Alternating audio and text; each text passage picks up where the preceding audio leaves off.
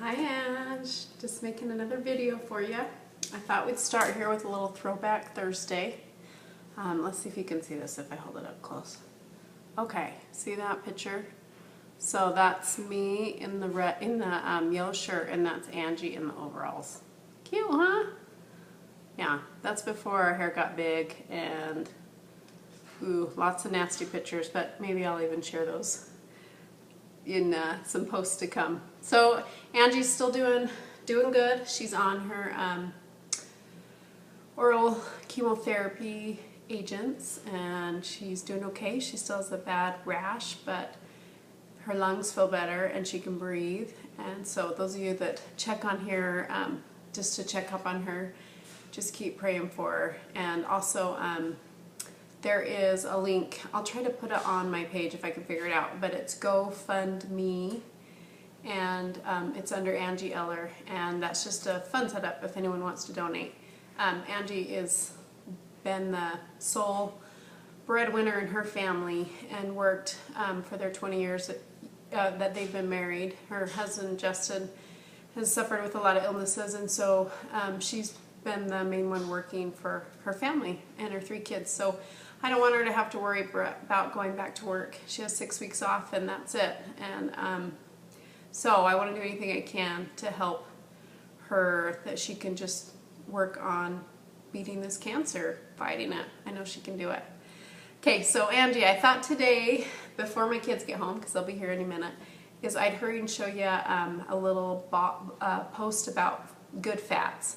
There's a lot of things I've learned this past year that I was using, but there's a lot of new things that I've added in, and some things that I've just really tried to force myself to like, because I know how good they are for me, and surprisingly it's getting easier and easier. And some things you may say, no way, never, but don't say never, because if you just keep trying, you might be surprised that you can do it if you know it's that good for you and it's worth it. So okay, so a couple of things that I use now that I used to not use. Well, first off, let's talk about coconut oil. I've talked about that before. I've actually used this for years. When I was kind of doing the vegan thing and trying that all out, coconut oil was just a huge part of that diet, because you took out dairy, you know, and animal products. So instead of butter, I was using coconut oil. And coconut oil, honestly, is fantastic. It really is. I would keep using it. If you haven't tried it, like I said, it's a little bit more effort because you have to melt it down before you pour it in your recipe, but that's it. You know, it's really easy to use. And the things in coconut oil that make it really amazing is they call them MCTs, and it's the medium chain triglycerides. See if I can say all this right. So those in the coconut oil help your body to burn fat. They help your body, it actually is the kind of energy that your body doesn't have to work to break down. And so it's really good for using it for fuel, you know, for energy. And it also has what's called lauric acid in it. And the lauric acid is what makes it antimicrobial, antifungal. So there's just tons of benefits in it. I would definitely use it. And then I have, this is that MCT oil, so that's from the Bulletproof blog, and that is just a concentrated form of coconut oil. So if you want to use coconut oil, you can. This has a little less molds. It's just like concentrated down, but it's more expensive. But you can actually cook with this. You can saute with this. You can bring it at high temperatures. And that's another benefit of coconut oil, is you can do this at high temperatures and it won't oxidize the fat. Like if you were to use olive oil, you don't want to saute with olive oil. You don't want to fry with olive oil, but you can with coconut oil and butter. You can. They can do higher heats.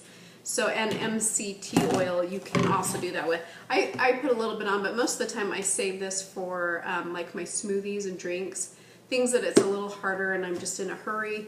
And I'll show you a few desserts that I make with this down the road. But there's also this one that's the upgraded one I talked about before. It's just even more concentrated. So both those I save for those kind of things, but sometimes I'll put just a little bit in whatever I've already sauteed in coconut oil, and it seems like it helps whatever seasonings you put on. It kind of helps enhance the flavor of them, so that's just a great option.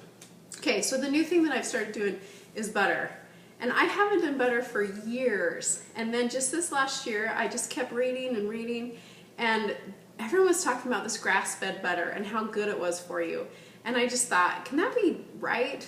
And the truth is, it does matter what kind of butter though. It does. If you're just using regular butter, just the cheap butter from the store, then those cows were fed the GMOs, the grains. They were pumped full of hormones, antibiotics. It makes all the difference that they were just pastured and ate grass. And some of the things about butter that are so awesome is if they're grass-fed is it contains CLA, and it's called conjugated linoleic acid. And the CLA in the butter, it's linked to heart health. It suppresses tumors. It reduces belly fat. And most people that consume grass-fed butter actually end up losing weight. So that's nothing Angie needs to worry about. You're actually the opposite. You got to keep it on. But this is so good that you want to use that. If you had a lot of weight to lose, then switching to these good organic fats would actually help do that. The other thing is it makes you obviously feel really satisfied, and it tastes great. So this brand, Kerrygold, is the one that I use the most because it's easier to find, and I know from everything I've read that it's a good source, that it's an Irish butter, and most of the animals are all pastured. So they get this CLA in it. So another thing with the grass-fed butter over regular butter is you'll notice, like when you open it, the color is way deeper. It's this darker color of yellow, and so there's a lot more vitamins in it than it is in regular. There's vitamin A and vitamin K2 that is present in the grass-fed butter, and it's not in the grain. And the percentage is a huge increase. It's like 500% more vitamin K2 and 50% more vitamin A. So it's just a great option. If you are, if you're not going to use grass-fed butter, organic's the next best. It's still fed by grain-fed animals, so you're going to get some of those GMOs in the fat that they're fed. But organic is the next step down, and then after that, regular butter is still better than vegetable oils, though, and margarines. Don't ever use those. Just like throw them out. If you have them, just get rid of them. It's honestly that bad the more you look into it and study it. There's a few other brands of grass-fed butters that I know. One is called Anchor. You could look for that, and the other one is Organic Valley, but you have to buy the Organic Valley in the green foil package. If you do just the regular one, which I think is at Costco, organic, then that one is still grain-fed cows. And some Costco's, yours might, some Costco's have the Kerrygold. Ours doesn't yet, so I'm hoping they'll get it. So I get mine at Trader Joe's. It's the cheapest. It's about $3 for one of these, and that's like basically 2 sticks. So it's not that much more, and it's so worth it, and it tastes really good. So like I'll saute my vegetables up with some of that and some coconut oil, and then even when I serve them, I'll melt a little bit more butter over the top. Or if I do some grass-fed meat or hamburgers, before I serve it, instead of just loading it up with like ketchup and other sugary things, I just put a little bit of melted butter over the top and some sea salt, and my kids love it. Last night Isaac had like 5 hamburgers. We don't do buns, we just do the hamburgers. Sometimes we make lettuce buns, but they love it, and they get a really good source of good fat. So that one, to the hamburgers, I'll just bring up grass-fed meats. This is just some that I got from my local farmer, and it makes a difference. If you're going to have meat, it needs to be grass-fed organic meat. It just does, because all the toxic things that they feed the animals go into the meat. So if you do not buy organic or have grass-fed meats, you need to get the leanest cuts possible and just eat the white meat, because all of the toxins in the animal goes to the fat. Now if you're eating an organic grass-fed meat, the fat is actually great for you. That saturated fat has all kinds of vitamins and health promoting nutrients in it, but it's completely different if it's non-organic grass-fed animal. So it does make a difference. People think that's just words to make money, but it makes a really big difference from everything that I've read. And I do the same with fish. The only fish I will eat, it usually is wild, and I try to be really careful about that, especially shrimp, because the shrimp that's just regular, and we love shrimp, if you saw like the lakes that they get the shrimp in, it looks like sewage, and it makes the shrimp grow really, really fast. and they just absorb all of it. And then they just bleach them out, and then they sell them. So unless it's caught in the wild, you know, the ocean, if it's farm raised at all, it's really toxic. So we just have to be careful. But if we get wild fish, if you can get it in, it's fantastic. So the sources that are the easiest, I'll show you what I get at Costco. That's probably the best place I buy them, except for I watch for sales for sockeye salmon. It's a wild salmon that's dark red. It's really good. Smith's usually has at least once or twice a year. They go on sale for like $8 to $9 a pound. And I just ask them if they have the freezer packs of them already frozen. I don't like to have the ones they've already thawed out. And I just get them right frozen in their vacuum pack still, and I toss them in my freezer. And I just get a couple $100 worth of them, and it lasts us for a good 6 months. So look for that. You'll probably have other grocery stores that will do that, but it's usually around July that you'll find the big sale. The other one that we use a lot, especially for traveling, we did this in Disneyland and things like that, where it's easy. I actually had some today with my salad. It's really good. At first I was a little weirded out by the texture, but it's from Costco.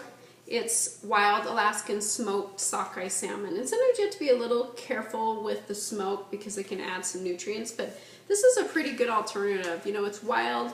You can just eat it. You can just keep it in the refrigerator. And like Caleb, my son, and Maya and Isaac, everyone but Ella really likes it. So they'll just fold it up on a little cracker, you know, and eat it like that. And Adam and I just take pieces off and eat it. So if we're going on road trips or anything, we just want a really good source of protein, this is great. And it is kind of expensive. It's like $18 for this, but there's a lot of pieces in there. You don't need a lot. Just a little bit goes a long way. And then the other thing that I'm really trying hard to like, my goal is to do it once a week, is sardines. And I know this sounds gross, but they're just amazing for you because you get the skin, the bones, everything in there, and you get all the nutrients from them and so many good fats. And then, you know, unlike fish oil, sometimes you don't know if it's really a good source, if it's, you know, gone rancid. But sardines, if you have sardines like a couple of times a week, you don't need to take fish oil. I still take fish oil because I don't like these well enough yet. But what I do is I empty them out, I mash them up, I put a little bit of mustard and a little bit of lemon juice on them, and it just makes it like a tuna fish. And it actually really does taste like tuna fish because all the bones are really tiny, and so is the skin, and it just mushes right in it, and no one can really tell. And sometimes I'll even mix it with, I buy this wild albacore tuna from Kirtland, also from Costco. So I'll mix them together with this, and then we can like put it over a salad or, you know, on some rice crackers or something like that. And it's a good way to eat it. My goal is to get where I could just like pop open a can and eat them, but it's going to take some time. I don't think I'm there yet. The other thing that I love is avocados. I probably have one a day. Just such good fat for you. And I just put a little sea salt on it, and then sometimes I'll take it out and mush it up, put some cilantro, and just kind of use it to use like a dip for my vegetables, and then just like have that for lunch. So don't forget about avocados. There is a new avocado oil. It's pretty new out there, and everything I've read says it's pretty good for you. It cooks at high temperatures. It still has a lot of the benefits, but I just think because it's new, I'm kind of waiting to see, you know, when there's more research done on it. And I always think if you can get it from the food, that's like the best source. So an avocado, if you don't like avocados, you can always throw it in your smoothies. And oh, just while I'm thinking about it, if you watch that smoothie recipe, we did it without the basil leaves the other day, and Adam and my kids liked it so much more. So, you know, just play with your ingredients. If you don't love that one, and it does add a little, it's just because the nutrients in fresh herbs is why I put it in there, but you don't have to, and you can switch around your greens anytime you want. The other thing, good fats we all know about, is seeds and nuts. Macadamia nuts are probably number one because of the ratio of carbs to good fats, and it's actually, they taste so good, and you know, you can, like 10 of those a day is just a great fat to get in. I love almond butter. I almost love it too much. I have to kind of stop myself because I'll take some dark chocolate and just dip it in there, or some dates and dip it in here, and I put a little dark chocolate on it, and it's like a Snickers. I'll show you that. I'll do a post on that. But almond butter is great. Try to avoid peanut butter. If you love peanut butter, get organic, but peanuts have so many molds and toxins on them. It's a really, not a clean food to eat. It's just not. The more you read about it, you need to just do other nuts. And so almond butter is a great alternative. And if you don't like it at first, put just a little bit of raw honey in it and mix it around. Or, you know, most of the time if you put it on something, it's like you could add something sweet, like I put dark chocolate or whatever. But now I just love it. I could probably just eat a jar of it. So I try not to because it would add up. There's a lot of calories in nuts, but they're just really good fats. So nuts are great. This is another brand from Costco I love. It's wild Alaskan salmon. And it's really good. It has no bones, no skin, anything. It's just kind of like a tuna fish. And it's wild. So just always make sure you get the wild. Don't get the regular. And then also coconut milk. I try to get organic. If it's on sale, I get a bunch of them. Otherwise, I just get the best brand I can. And there's a book called Rich Foods, Poor Foods. And it actually goes through all of the different brands of foods and lets you know which ones you need to avoid and which ones you should have that don't have like BPA in them. And so I actually am gonna, I have that on my list at the library to check that one out. So maybe I'll make a blog post once I do.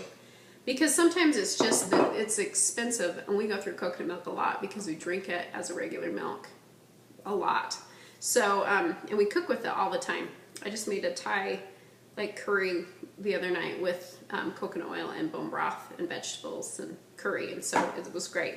And then the other one is extra virgin olive oil. I'm sure you know about this one. The only thing with this is I just always use this for my salad dressings. I always use it raw, or I drizzle it on something right before we're going to serve it, but I don't ever cook with it anymore. I used to like put it on my sheet and then roast my vegetables, but now it's only the coconut oil or the butter because they do better at high heat. So just save your olive oil for your salads. Okay, I think that's it. I love you, Ange. I'll try to do another post in a few days. Okay, bye.